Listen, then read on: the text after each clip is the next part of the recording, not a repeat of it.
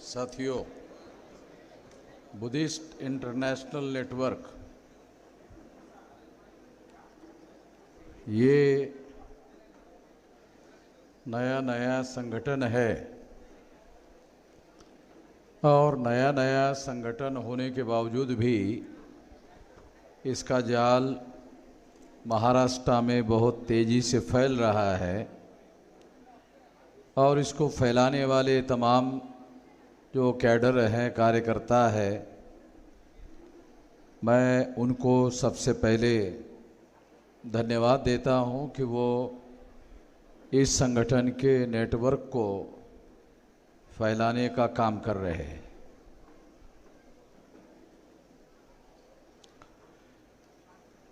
दूसरी बात मैं आप लोगों को बताना चाहता हूं कि यहाँ पर एक सब्जेक्ट रखा गया है, इस्लाम पासून बौद्ध धर्माला धोका नाही तर ब्राह्मणांपासून मात्र अजूनही धोका आहे, त्यामुळे त्यांचा प्रबळ शत्रू राहील, म्हणून ब्राह्मणांना बौद्ध धर्माच्या पुनरुज्जीवनाच्या चळवळीत प्रवेश बंद असला पाहिजे।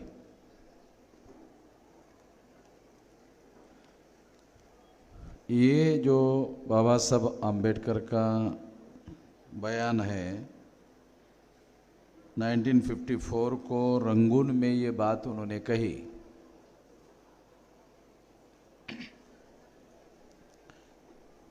इस संबंध में कुछ बातें मैं आप लोगों को बताना चाहता हूँ।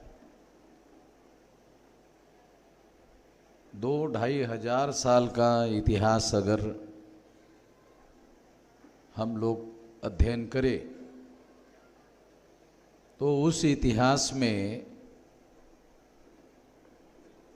एक बहुत बड़ी घटना जो भारत के इतिहास को बहुत बड़े पैमाने पर प्रभाव डालने वाली घटना है, जिसे बाबा साहब आम्बेडकर ने कहा यह घटना युगांतकारी घटना है। युगांतकारी घटना का मतलब है एक युग का अंत करने वाली घटना है। वह है पुष्यमित्र शुंग नाम के ब्राह्मण के द्वारा सम्राट बृहदत्त मौर्य, जो चंद्रगुप्त मौर्य और सम्राट अशोक मौर्य, इनके द्वारा जो साम्राज्य स्थापित किया गया था और उस साम्राज्य का भौगोलिक विस्तार अफगानिस्तान का जो बॉर्डर है वहाँ और उससे आगे तक फैला हुआ था। आज भी एंशियंट इंडियन हिस्ट्री में उस समय का मौर्यकालीन भारत का नक्शा बनाकर दिखाया जाता है। उसमें वो भौगोलिक नक्शा दिखाया जाता है जिसको हमारे लोगों को देखना चाहिए और देखकर समझना चाहिए, महसूस करना चाहिए कि ये साम्राज्य उन लोगों का, मूल निवासियों का ये साम्राज्य था जो बुद्ध को मानने वाले, बुद्ध के उद्देश्य, विचारधारा, उस कार्यक्रम को मानने वाले लोग थे। उसी पर मौर्य साम्राज्य ने अपना विस्तार किया था। तो इतना बड़ा साम्राज्य जो है ईसा पूर्व 185 इस समय में पुष्यमित्र शुंग के द्वारा सम्राट बृहदत्त मौर्य की हत्या करने के बाद इस युग का अंत किया गया। इसलिए बाबा साहब आम्बेडकर का कहना है कि यह युगांतकारी घटना है। यानी जो समता, स्वतंत्रता, बंधुता और न्याय पर आधारित समाज और राष्ट्र जो निर्माण हो चुका था उसे खत्म किया गया और वर्ण व्यवस्था, जाति व्यवस्था, अस्पृश्यता, आदिवासियों का सेग्रीगेशन, शूद्रत्व जो पिछड़े वर्ग पर थोपा गया, महिलाओं को दास बनाया गया, इतना सारा युग चेंज हो गया। एक युग का अंत कर दिया गया और दूसरे युग का जो आज हम देख रहे हैं, जिसके प्रभाव क्षेत्र में आज जी रहे हैं, वो ब्राह्मणवादी लोगों का प्रभाव है। अब ये जो ब्राह्मणवादी लोगों का प्रभाव है, उस प्रभाव के संदर्भ में भी दो तीन महत्वपूर्ण बातें मैं आप लोगों को बताना चाहता हूं, जो बहुत ज़्यादा महत्वपूर्ण है, जिसको सही तरीके से समझने की ज़रूरत है। 26 जनवरी 1950 को समता, स्वतंत्रता, बंधुता और न्याय पर आधारित समाज और राष्ट्र को मानने वाला संविधान लागू हुआ 26 जनवरी 1950 को।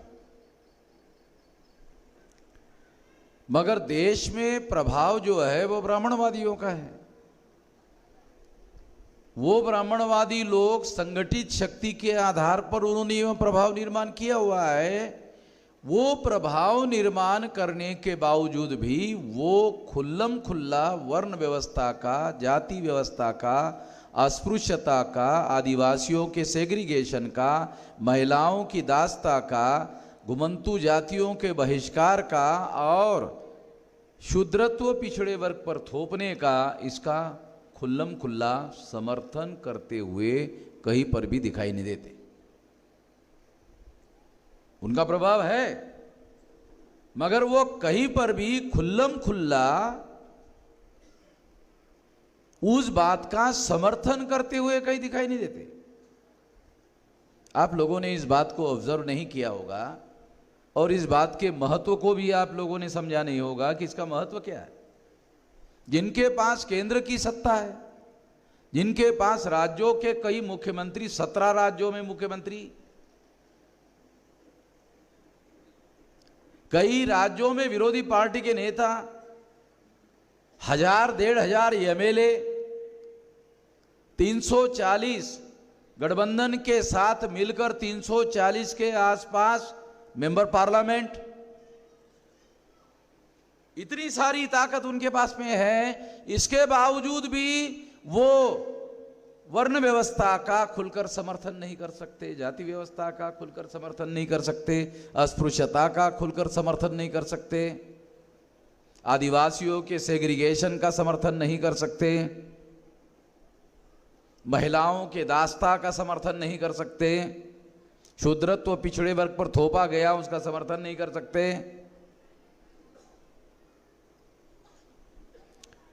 ये संविधान के प्रभाव का एविडेंस है। पहली बात को हम लोगों को समझना है। दूसरी बात क्या समझना है कि संविधान के विरोध में जाकर जो संविधान अपने प्रियम्बल में, प्रियम्बल का मतलब है ऑब्जेक्टिव ऑफ द कॉन्स्टिट्यूशन, संविधान का जो उद्देश्य है, उस उद्देश्य पत्रिका में समता, स्वतंत्रता, बंधुता और न्याय पर आधारित समाज और राष्ट्र का निर्माण करने का ऐलान है। ये ऐलान होने के बावजूद भी उन्होंने केंद्र की सत्ता पर कब्जा किया। किसके बल पर? संगठित शक्ति के बल पर। ध्यान रखो, जो मैं समझाना चाहता हूं आप लोगों को, जो बात आप लोगों को समझना है, जिनकी संख्या महाराष्ट्र में 1.5 या 2% से ज़्यादा नहीं है, जिन ब्राह्मणों की संख्या 1.5 या 2% से ज़्यादा नहीं है, उन लोगों ने बहुसंख्यांक लोगों का, जिसमें हमारे लोग शामिल है, समर्थन हासिल करके केंद्र की सत्ता पर कब्जा किया। और ये सारा उन्होंने संगठित शक्ति के बल पर किया।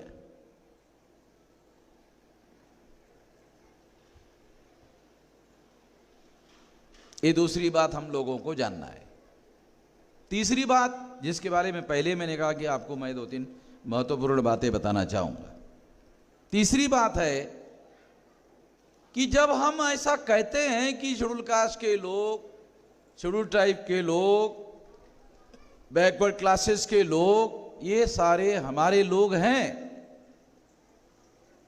इनके साथ ब्राह्मण धर्म के द्वारा, जिसे आप लोग बोलचाल की भाषा में हिंदू धर्म कहते हो, जितना जल्दी आप इसको ब्राह्मण धर्म ब्राह्मण धर्म ब्राह्मण धर्म ब्राह्मण धर्म जितना कहोगे ना, जितना ज़्यादा उच्चारण कर सकते हो, अपने दिमाग को थोड़ा साफ कर लो। इसे हिंदू धर्म कहना आज से बंद करो। इसके पहले आपने कहा होगा या आप कहते होंगे, जितना जल्दी आप इस बात को समझो कि ये है क्या, तो ब्राह्मण धर्म है। ब्राह्मणों ने इसे प्रचार करने के लिए हिंदू धर्म के नाम पर प्रचार में लाया। हिंदू वेद, श्रुति, स्मृति, पुराण, रामायण, महाभारत, गीता में हिंदू नाम का शब्द ही वजूद में नहीं है। हिंदू नाम का वेद, श्रुति, स्मृति, पुराण, रामायण, महाभारत, गीता कहीं पर भी नहीं है। फिर आया कहां से? आक्रांता मुसलमानों के द्वारा यहां के पराजित प्रजा को, हारी हुई प्रजा को हिंदू कहा गया। आक्रमणकारी मुसलमानों के द्वारा यहां की हारी हुई प्रजा को हिंदू कहा गया। खास बात समझा रहा हूं आप लोगों को। आक्रमणकारी मुसलमानों के द्वारा यहां की हारी हुई प्रजा को हिंदू कहा गया।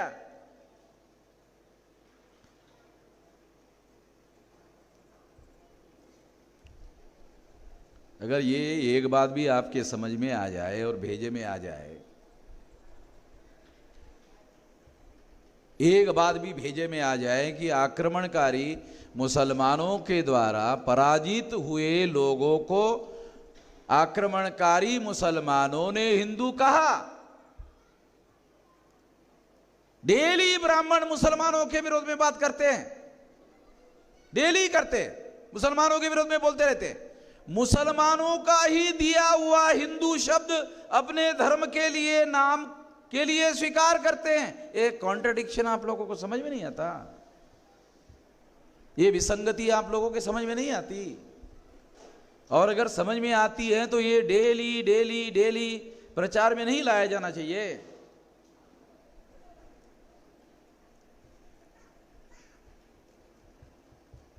अगर मान लो इतनी भीड़ जो यहां इकट्ठा हुई है, अगर ये लोग दिमाग से काम ले, मगर आप लोगों का संबोधन जितने प्रतिशत लोगों के लिए होता है, उसकी वजह से दूसरे लोगों को क्या लगता है, अरे ये तो केवल आधा %, 1% लोगों के लिए बातें करते रहते हैं, ये इनके लिए ही है, हमारे लिए तो कुछ है ही नहीं। जब आप लोगों का संबोधन ही लिमिटेड लोगों तक होता है तो दूसरे लोग आपके साथ आएंगे क्यों?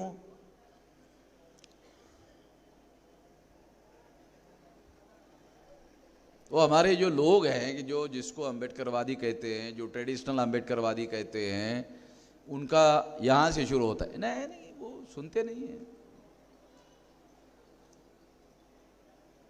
ते ऐकत नाहीत, ते आपल्याबरोबर येऊ शकत नाहीत।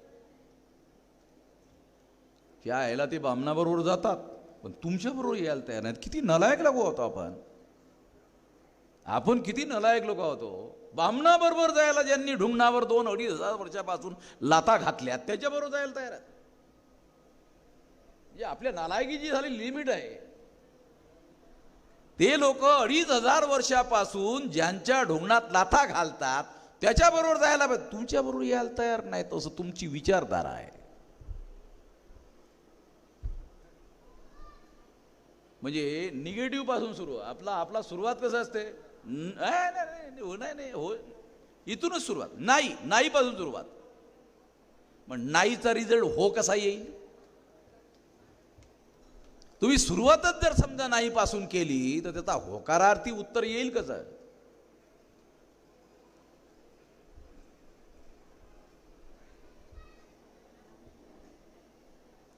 तो मैं आप लोगों को ये बात इसलिए समझा रहा हूं, ये बात समझना बहुत जरूरी है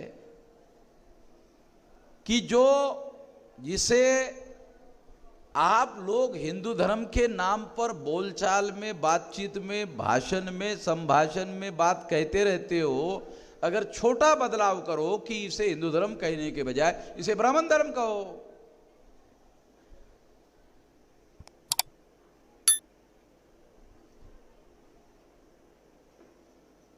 1935ला धर्मांतराची जी घोषणा बाबासाहेबांनी केली आणि त्या अनुषंगाने त्या येवल्याला जे लांबलचक भाषण केलंय ते मुक्ती कोणपती जरा वाचून काढा ना, तुम्हाला कळेल ब्राह्मण धर्म हिंदू धर्म म्हणजे काय ते सर्व विस्तारात मांडलंय बाबासाहेबांनी। मी काही नवीन नाही सांगून राहिलो तुम्हाला, जे बाबासाहेब आंबेडकरांनी सांगितलं तेच सांगतोय। फरक माझा एवढाच आहे की दुसरे लोक बाबासाहेब आंबेडकर जिंदाबाद जिंदाबाद जिंदाबाद जिंदाबाद म्हणत राहतात, आपल्याला चळवळ करून बाबासाहेब आंबेडकर जिंदाबाद म्हणलं पाहिजे, बस एवढा फरक केला पाहिजे असं माझं मत आहे। फक्त तोंडाने उच्चारवान करून जिंदाबाद जिंदाबाद म्हणण्याच्या ऐवजी चळवळ उभारून जिंदाबाद करायचं।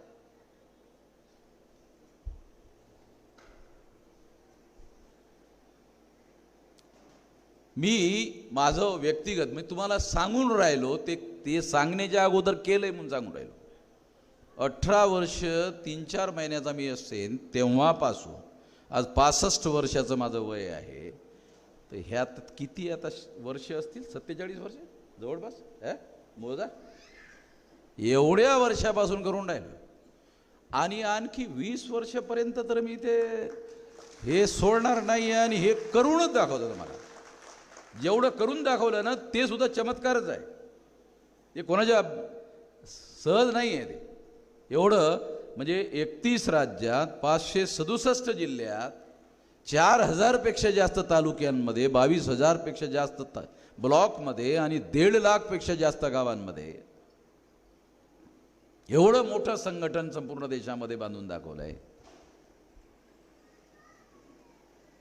आणि हे जर आपण करून दाखवले, हे जर आपण करू शकतो, एवढी मोठी संघटित शक्ती उभी करू शकतो, तर बुद्धिस्ट इंटरनॅशनल नेटवर्कचे जे लोक आहेत त्यांनी योजनाबद्ध पद्धतीने जर काम केलं तर माझं असं मत आहे की मी तुम्हाला सहकार्य करायला तयार आहे। 3 वर्षामध्ये 6000 शाखा बांधल्या जाऊ शकतात। 6000 शाखा म्हणते जी मी नागपूरला बोललो ना तुम्हाला, ते 5,999 झालेले नाहीत बरं, त्या आणखी 6000च बोलतोय मी, विसरलो नाही। संघटित शक्तीच्या बळावर मोठा बदल घडवता येईल देशामध्ये।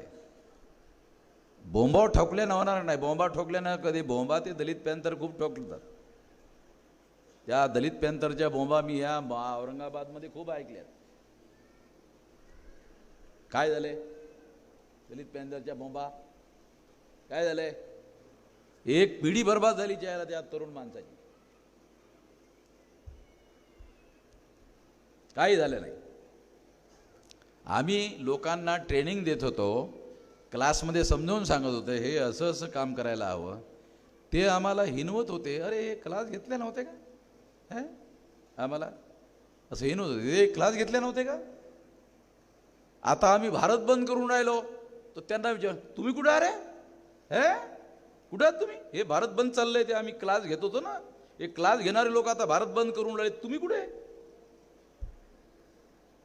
काय पताच नाही त्यांचा कुठे आहे ते।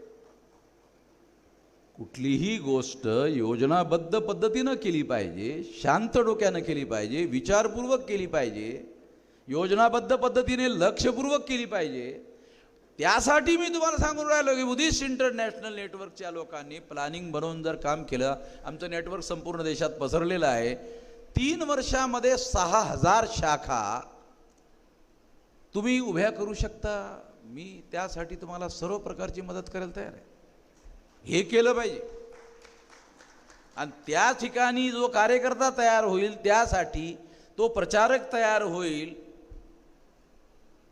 ह्या विचाराचा समता, स्वतंत्रता, बंधुता आणि न्यायपर आधारित विचाराचा प्रचार आणि प्रसार करणारा जो कार्यकर्ता तयार होईल, त्यासाठी हे काशाय वस्त्र अंगावर धारण करण्याची जरूरत नाही आहे. मी केलं का काशाय वस्त्र भंतीजी सारखं आहे माझ्या अंगावर?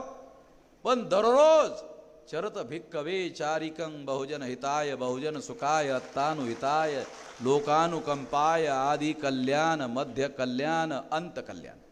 आता तुम्ही काय बोलताय? संस्कृत सारखं काही समजून न राहिलं आम्हाला जायला. तुमचाच विषय तुम्हाला समजत नाही म्हणले होता, काय सांगा?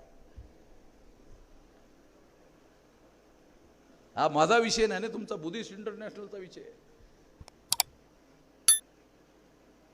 तेव्हा 6000 शाखा बनवण्यासाठी तुम्हाला जी मदत लागते देशभर, आणि एवढ्या शाखा जर उभ्या केल्या तो वर्षभरामध्ये तुम्ही 25-50 कोटी रुपये तुमच्या आंदोलनासाठी त्या शाखांमधून तुम्हाला उभ्या करता येतील.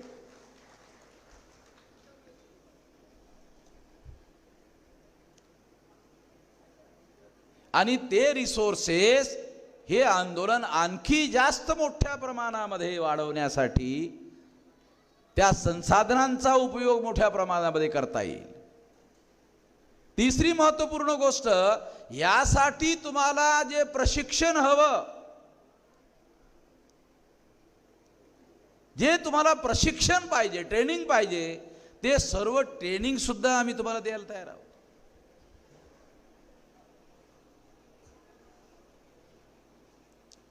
आणि हे योजनाबद्ध पद्धतीनं जर तुम्ही केलं काम, तर 3 वर्षामध्ये एवढं विशाल संघटन तुम्हाला निर्माण करता येईल. आणि त्या माध्यमातून हा जो समता, स्वतंत्रता, बंधुता आणि न्यायावर आधारित समाज आणि राष्ट्र निर्माण करण्याचा जो कार्यक्रम आहे, तो कार्यक्रम बहुसंख्याक लोक तुमच्या समर्थनामध्ये उभे राहतील. तुम्ही जर बहुसंख्याक लोकांची लढाई लढण्यासाठी तयार असाल, तर ते लोक तुमच्या समर्थनामध्ये काय येणार नाहीत. तुमची लढाई जर तुम्ही अर्ध्या टक्क्यासाठी लढत असाल, तर 5% लोक तुमच्या पाठीमागं काय येतील.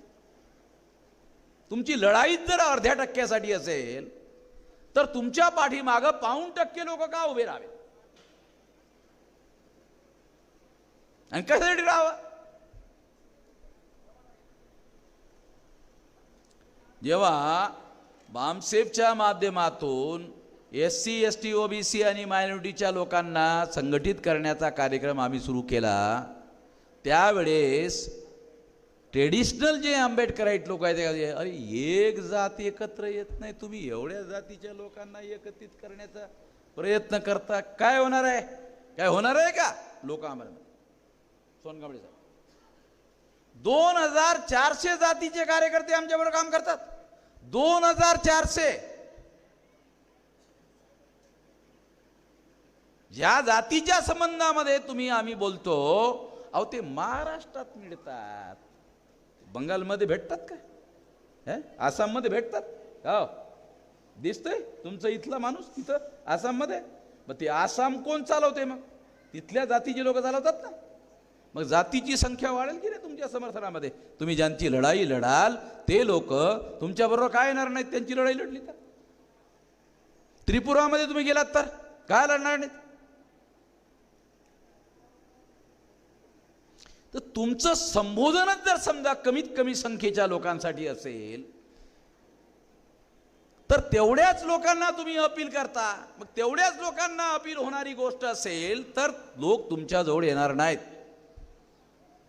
तेव्हा ही गोष्ट एकत्रित करत असताना, संघटित करत असताना, संघटित करण्याची विचारधारा तुमच्याजवळ असली पाहिजे. संघटित करणारी विचारधारा जर तुमच्याजवळ नसेल, तर विचारधारेशिवाय लोकांना जोडता कसं येईल?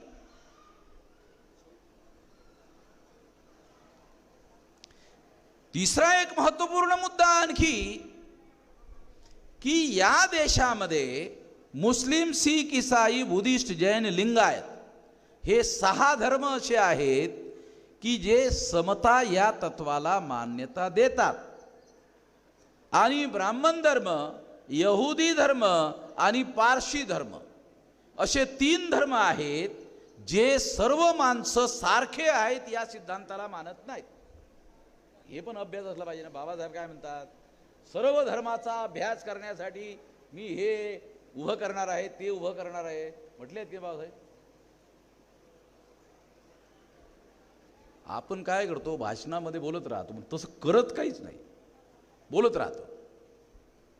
तेव्हा हे आपल्याला कळलं पाहिजे की मुस्लिम, शीख, ईसाई, बुद्धिस्ट, जैन, लिंगायत हे सर्व लोक, सर्व माणसं सारखे आहेत हे तत्व जर मान्य करत असतील आणि ब्राह्मण धर्म, त्याचबरोबर पारशी धर्म आणि यहुदी धर्म, किती लोकांना यहुदी धर्म माहीत आहे?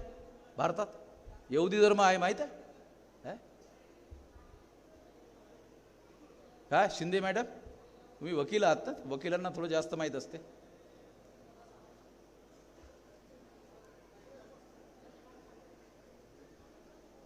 यहुदी नावाचे किंवा यहुदी धर्माला मानणारे लोक आहे ही माहिती सुद्धा आपल्याजवळ नाही. ज्ञान दुसरं सोडा, ज्ञान सोडा.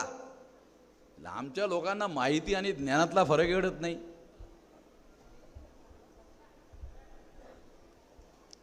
तेव्हा जर अशा पद्धतीचे लोक, सर्व माणसं या जगामध्ये सारखं आहेत, इक्वल आहेत, मग असं म्हणणाऱ्यांबरोबर आपली दोस्ती आपण केली पाहिजे की नाही? आपले मित्र शोधले पाहिजे की नाहीत? बाबासाहेब म्हणतात आपले मित्र शोधले पाहिजेत, आपले शत्रू शोधले पाहिजेत. मित्रांबरोबर आपण मैत्री केली पाहिजे, शत्रूंबरोबर मैत्री करता कामा नये. पण आमच्यामधले शिकलेली प्राध्यापक आहेत ना, सोनगावडे साहेब, प्राध्यापक लोक म्हणजे एवढे वाया गेले लोक आहेत. औरंगाबादमध्ये मला काही प्राध्यापक भेटले त्यांना मी जेव्हा ते ॲनिलेशन ऑफ कास्टमधला तो सिद्धांत बाबासाहेब आंबेडकरांचा वाचून दाखवला, म्हणजे बोललो माझ्या भाषणामध्ये, ते ऐकताना काय म्हटले, अरे तुम्ही तुमच्या मनातच काहीतरी बोलत राहता. मला कार्यक्रम झाल्यानंतर मी त्यांना म्हटलं, हे वाचलं का तुम्ही? हो म्हटले, वाचलं. पुन्हा वाटा, 1 महिन्याचा वेळ देतो. जर मी बोललेली खोटी गोष्ट तुम्ही सिद्ध करून दाखवलात तर हे सोडून देतो, हे काम सोडून देतो. साले आलेच नाहीत वापस, तोंड दाखवायला पुन्हा माझ्याकडे आलेच नाहीत, काडतोंडे लोक.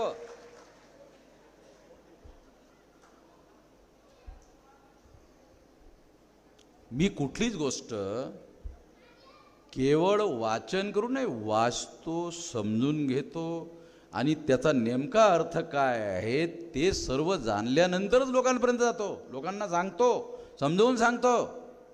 हे आयुष्यभर करून राहिलो मी. आणि आमच्या बहुसंख्य जे लोक आहेत, शिकलेले लोक आहेत, त्या लोकांना पुस्तकाची यादी बाबासाहेबांनी लिहिलेली ते सुद्धा माहीत नाही. त्याच्यासाठी सुद्धा आम्ही बामसेबच्या लोकांनी कॅलेंडर छापलं आणि ते एका साईडला लिहिले बाबासाहेब आंबेडकरांचा जीवन प्रवास. या तारखा लिहिले, या तारखेला बाबासाहेबांनी असं केलं, या तारखेला असं, या तारखेला असं केलं, आणि एका साईडला लिहिलं हे पुस्तकाची यादी. अरे यादी तर वाचा, पुस्तकं नका वाचू रे. यादी तर वाचा, हे पुस्तक बाबासाहेबांनी लिहिले ते.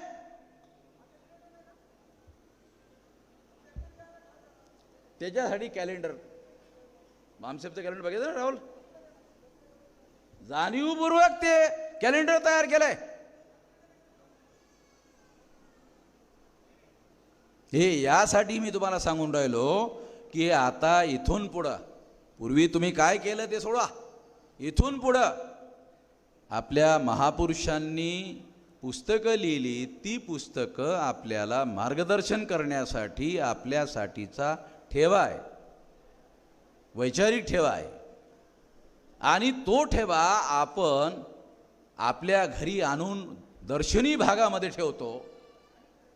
मग ते साहेबांना आम्ही म्हटलं, साहेब चांगली पुस्तकं आणली बाबासाहेबाची, विलास फार चांगले आहेत, वाचलं का? नाही म्हटलं, रिटायरमेंट झाल्यानंतर आपल्याजवळ वेळच वेळ. अरे रिटायरमेंटच्या नंतर, रिटायरमेंटच्या अगोदर वेळ नाही का? नाही, रिटायरमेंटच्या नंतर वाचायचं ठरवलं म्हटले. मग रिटायरमेंटच्या नंतर गेलो, काय म्हटलं, आता नातू झालं त्यामुळे वेळ नाही मिळत, नातवाला सांभाळावं लागते, नाही तर पोरगं नाराज होते. म्हणजे पोरग नाराज होऊ नये म्हणून नातवाला सांभाळून राहिलाय. करणार कधी? आपले हे ठेवा जो आहे आपल्या महापुरुषांचा,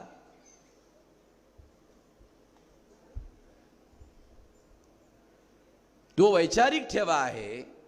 तो वैचारिक ठेवा आपण अभ्यास केला पाहिजे, अभ्यासपूर्वक त्या गोष्टी अंगीकारल्या पाहिजेत आणि त्या गोष्टी आपल्या जीवनामध्ये उतरवण्यासाठी प्रयत्न केला पाहिजे. जर आपण असं केलं तर आपल्याला त्याचा फायदा होईल ना आपल्या जीवनामध्ये, आपल्या समाजामध्ये.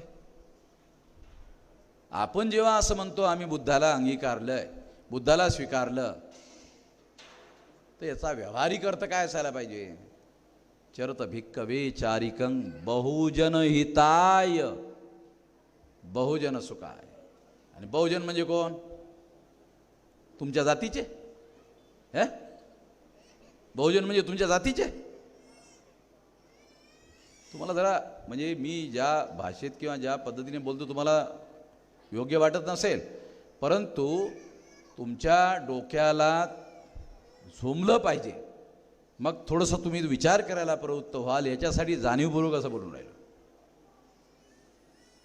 तुम्हाला वाईट वाटलं तर तुम्ही अरे हे माणूस कसं काय बोलते असं वाटलं पाहिजे, ह्याच्यासाठी बोलतोय. असं वाटलं तर मग तुम्ही विचार करायला याच्या बाबतीमध्ये.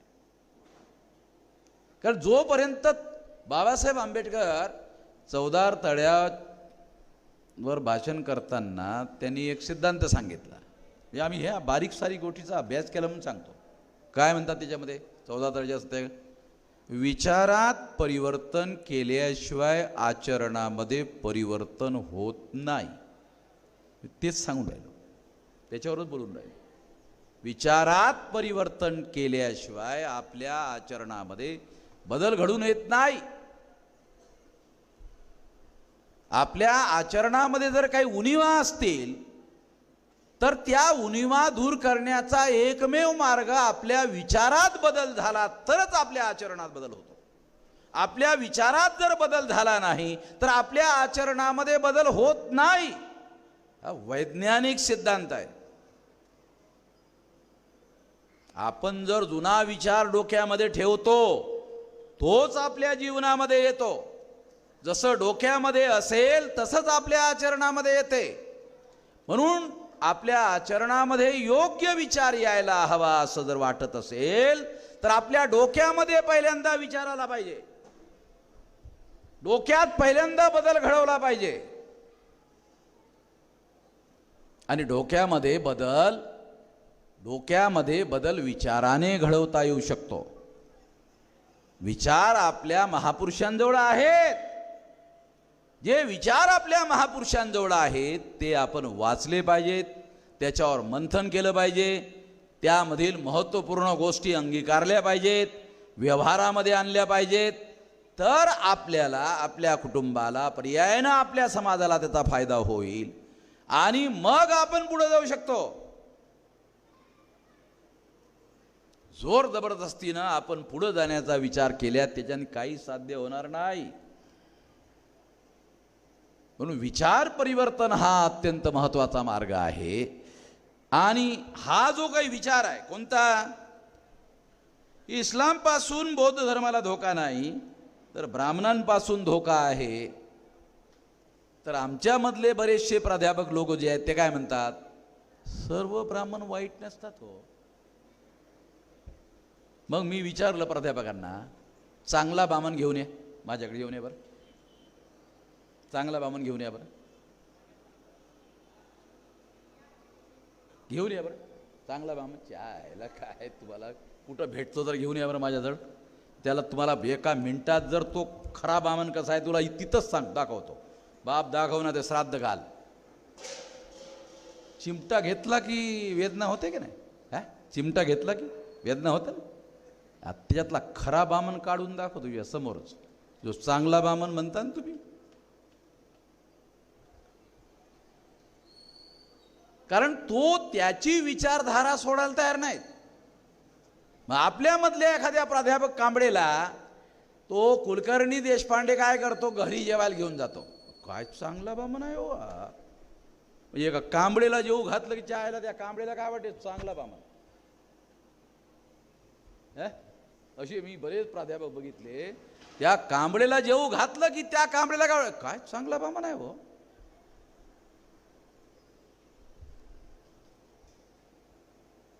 म्हणजे 8-10 रुपयाचं जेवण खाऊ घातलं का आयुष्यभर गुलाम बनतो त्याचा. चांगला बामण एकदा जेव घालतो, आयुष्यभर प्रचार करत राहतो चांगला बामण. 8-10 रुपयात किती सोपं काय भाऊ, किती कमीत पैशामध्ये.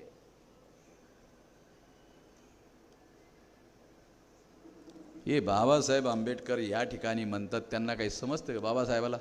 तुम्हाला जास्त कळते प्राध्यापकांना, हे बाबासाहेबाला कळत नाही. बाबासाहेब काय म्हणतात, इस्लाम पासून बौद्ध धर्माला धोका नाही, पण ब्राह्मणांपासून आहे. हे 54चं बाबासाहेबाचं स्टेटमेंट आहे आणि ते बौद्ध परिषदेमधलं आहे. बौद्ध धर्माला यापासून, या लोकांपासून धोका आहे. जो माणूस 56च्या धर्मांतरामध्ये बाबासाहेब आंबेडकरांच्या धर्मांतराच्या दीक्षेमध्ये बामण सामील झाला होता. एक कोणी जज होता का, नियोगी नावाचा बामण सामील झाला होता. आणि मग बाबासाहेबांनी जेव्हा 22 प्रतिज्ञा दिला, लगेच 22 प्रतिज्ञा दिल्याच विरोधात गेला. लगेच बिलकुल एक क्षण विचारू त्याने लावला नाही. आला खरा बामण. म्हणजे बामण हा बामणच असतो, तो त्याच्यामध्ये त्याच्या उद्दिष्टासाठीच काम करत राहतो. तो तुमच्या उद्दिष्टासाठी कधी काम करत नाही. अरे बाबासाहेबाच्या धर्मांतरामध्ये बौद्ध झालेला माणूस बाबासाहेबांनी 22 प्रतिज्ञा दिल्याच बदलवून टाकलं नाही. म्हणले हा धर्म नको मला.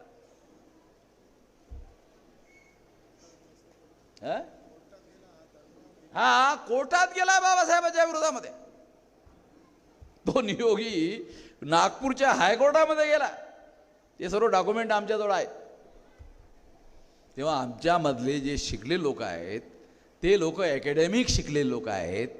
ते अकॅडमिक म्हणजे अकादमिक, त्यांना कुठल्या चळवळीचा अभ्यास नाही, ते कुठल्या चळवळीचे सदस्य नाहीत, कुठल्या चळवळीमध्ये सक्रिय नाहीत. त्यांना काही चळवळीचे जे काही बारकावे आहेत, त्या चळवळीच्या बारकाव्याची काही बारीक सारीक माहिती नाही आहे. त्याच्यामुळे असं बोलत राहतात. आणि त्यामधून चळवळीला फार मोठ्या प्रमाणामध्ये धोके निर्माण झालेले आहेत. ही गोष्ट मी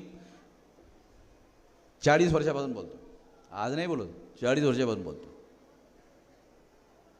आणि बोलत बोलत बोलत बोलत आज एवढी मोठी चळवळ जी आहे, देशव्यापी आंदोलन उभं केलं आहे. बाबासाहेब आंबेडकर म्हणतात, तुमच्याचानं हा समाजकार्याचा गाडा पुढं घेऊन जाता येत नसेल तर जिथं आहे तिथंच ठेवा. मी इथं आणपर्यंत आणून ठेवला, तिथंच तुम्ही ठेवा, मागं जाऊ देऊ नका. पुढं घेऊन जाता येत नसेल तर. बरोबर आहे बाबासाहेब म्हणणं. ही गोष्ट अनुयायी म्हणून, बाबासाहेबाचा एक प्रामाणिक अनुयायी म्हणून मी काय केलं, मी व्यक्तीच्या 31 राज्यात 567 जिल्ह्यात 4000पेक्षा जास्त तालुक्यात 22,000पेक्षा जास्त ब्लॉकमध्ये आणि 1.5 लाखपेक्षा जास्त गावात पसरवला. जिथं आहे तिथेही थांबवलं नाही, मागही जाऊ दिला नाही, पुढे घेऊन गेलं. बरोबर आहे. बाबासाहेबांनी सांगितलं पुढे घेऊन जा, घे, हे घेऊन गेलं. असं करता आलं पाहिजे ना. एक अनुयायी म्हणून, एक लहान अनुयायी म्हणून. तेव्हा आपल्याला निराश होण्याची काय आवश्यकता नाही आहे. निराशामधून आता बाहेर निघालेलो आहेत आपण. भोजनसाठी सुट्टी द्या असं अर्ज आलेला आहे तुमच्यातर्फे माझ्याकडं. मी आता तुम्हाला काय भोजनच तर खाऊ घालून राहिलो, पण डोक्याचं भोजन. माणसाचं भोजन म्हणजे फक्त भाकरी, चूक आहे. जनावराला फक्त भाकरी लागतात, माणसाला डोक्याला लागते आणि पोटाला लागते. अरे डोक्याचं पहिल्यांदा देऊन राहिलो, पोटाचं तर पकलेलं आहे, रेडी आहे, मिळणार गॅरंटी ना, मी लिहून देतो. पोटाचं मिळणारच, डोक्याचं कसं काय मिळणार? डोक्याचं चालू आहे ना. खाली डोक्याने कुठलीही चळवळ चालवता येणार नाही. आपल्याला ही चळवळ चालवायची असेल तर आपल्याला आपल्या समोर जे काही प्रश्न आहेत चळवळीच्या समोर जे प्रश्न आहेत ते प्रश्न आपण सोडवले पाहिजेत. मी त्यासाठी तुम्हाला सर्व प्रकारची मदत करायला तयार आहे. आज मला येत असताना मला टेलिफोन आला आहे आपल्या राष्ट्रीय मुस्लिम मोर्चाचा जो प्रभारी आहे आपला, काय त्याचं नाव, तो म्हटला 14 राज्यामध्ये राष्ट्रीय मुस्लिम मोर्चाचं संघटन तयार झालेलं आहे. लिंगायत लोकांचं संघटन आम्ही बनवलं, शिखांचं आम्ही संघटन बनवलं आहे. विदेशामध्ये जेव्हा आम्ही जातो ना, तिकडे लंडनमध्ये, अमेरिकेमध्ये, ऑस्ट्रेलियामध्ये, ते शिखांच्याच घरी थांबतोय. का? अरे ये भी हमारी लड़ाई लड़ रहा है. वामन मेश्राम को दाढी नहीं है, पगडी नाही आहे, पण त्यांना असं वाटेल हे माणूस आमचं काम करते, असं वाटलं पाहिजे ना. तेव्हा आपल्याला मोठा बदलाव घटनेने आपल्या 26 जानेवारी 1950ला जी घटना भारतात आली, ती घटना असं घोषित करते, समता, स्वतंत्रता, बंधुता आणि न्यायावर आधारित समाज आणि राष्ट्र निर्माण करायचं, याच्या विरुद्ध काम करणाऱ्या RSSचं दिल्लीमध्ये सरकार आहे. अरे हे संघटित शक्तीच्या बळावर आहे. 1.5-2% बामणाचं, मग 1.5-2% बामन जर असं करू शकतात तर आपण का करू शकत नाही? करू शकतोय आपण, पण त्यासाठी काय करावं लागेल? Those who provide a better guts and better brain, they will be success. Those who provide a better guts and better brain, they will be success. हे योग्य बुद्धी सिद्ध करू शकत असतील, जे ज्या ज्या वेळेला जे जे करणं आवश्यक आहे अशा पद्धतीचं गट्स देऊ शकत असतील, ते लोक यशस्वी होणार आहेत. कोणीही ऐऱ्या गैऱ्या नथू खैऱ्या यशस्वी होणार नाही आहे. Those who provide a better guts and the better brain, they will be success. ह्या पद्धतीनं काम करता आलं पाहिजे. हे या पद्धतीनं काम करता येणं म्हणजे बाबासाहेब आंबेडकरांच्या डोक्यानं काम करणे. बाबासाहेब आंबेडकरांच्या डोक्यानं काम करता आलं पाहिजे. बाबासाहेब आंबेडकर अस्तित्वात नाहीत, त्यांच्या डोक्यामध्ये ज्या योजना होत्या त्या पद्धतीनं जर आपण काम केलं तर आपल्याला काम करता येऊ शकते. त्याची पूर्वशर्त पूर्ण करण्यात आलेली आहे, ती म्हणजे संघटित शक्ती. ती माझ्याजवळ आहे आणि ती तुम्हाला द्यायला तयार आहे. आता तुम्ही घ्यायला तयार आहात की नाही तुम्हाला ठरवायला पाहिजे ना. फुकटात देऊन राहिलो ना.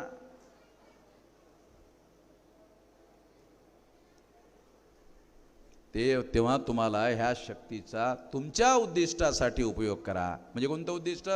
समता, स्वतंत्रता, बंधुता व न्यायावर आधारित समाज आणि राष्ट्र निर्माण करण्याचं हे कार्य, ह्यासाठी तुम्ही पुढाकार घेतला पाहिजे, सक्रियपणे काम केलं पाहिजे. सर्व प्रकारची मदत आम्ही करायला तयार आहोत आणि ते येत्या भविष्य काळामध्ये तुम्ही असं कराल अशी अपेक्षा आहे. या निमित्तानं दुपारच्या ह्या सत्रामध्ये एवढंच मी सांगतो. तर आणखी 2-3 म्हणजे 3 सत्र आहेत, तेव्हा राहिलेल्या गोष्टी बाकी आणखी वेळेस मी बोलणार आहे. आणखी तुम्हाला काही डोक्याची खुराक लागणार आहे, त्या वेळेला मी देणार आहे. धन्यवाद.